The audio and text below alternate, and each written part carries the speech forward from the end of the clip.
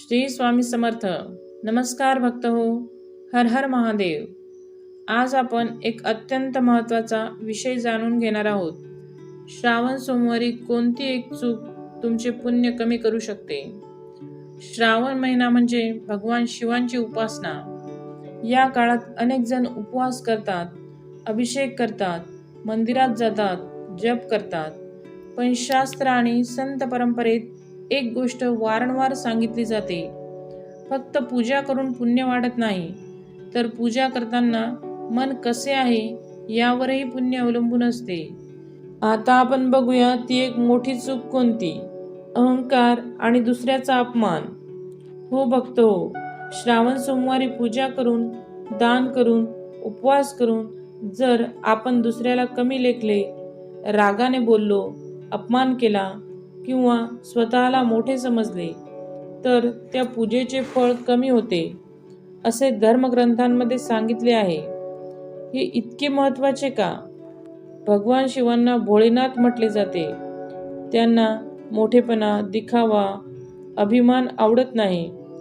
शिव हे स्मशानवासी, साधेपणाचे आणि सर्वांना समान मानणारे देव आहे. म्हणूनच एका गरीब भक्ताने प्रेमाने अर्पण केलेले पाणीही शिव स्वीकारतात.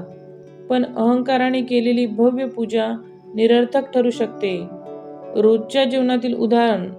समजा एखादी व्यक्ती सकाळी अभिषेक करते, दिवसभर उपवास करते, मंदिरात फुले वाहते, पण घरी येऊन आई वडिलांवर ओरडते, पत्नी किंवा पतीचा अपमान करते, गरीब माणसाला हिणवते किंवा सोशल मीडियावर इतर भक्तांची थट्टा करते, तर हीच ती चूक आहे जी पुण्य कमी करू शकते.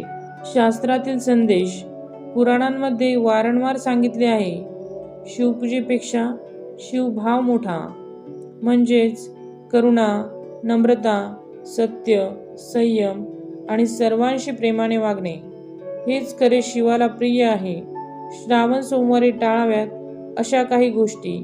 पूजा करून लगेच रागवणे, दुसऱ्याच्या भक्तीची तुलना करणे, मी जास्त भक्त तो कमी असा विचार, दान करून प्रसिद्धीची अपेक्षा ठेवणे, उपवासामुळे चिडचिड करणे. मग खरे पुण्य कसे वाढते?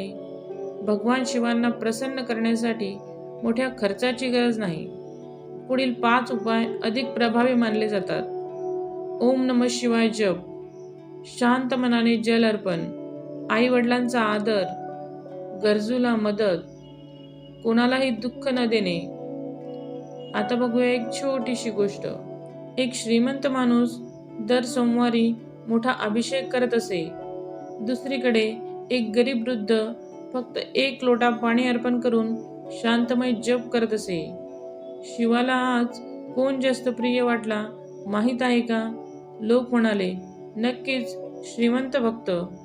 संत हसले आणि म्हणाले, नाही, ज्याच्या मनात अहंकार नव्हता तो गरीब भक्त.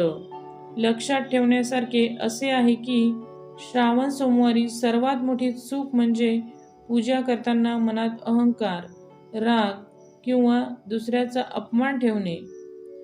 अभिषेकाचे पाणी शिवलिंगावर पडते, पण त्याचे खरे फळ तेव्हाच मिळते जेव्हा मनातील कठोरता वितळते. या श्रावण सोमवारी महादेवांना फक्त दूध, फुले आणि बेलपत्र अर्पण करू नका. त्यांच्यासमोर अहंकार, मत्सर आणि कटुता देखील अर्पण करा. कारण कदाचित भगवान शिव तुमच्या हातातील फुलांपेक्षा तुमच्या मनातील नम्रतेकडे जास्त पाहत असतील. हर हर महादेव. धन्यवाद.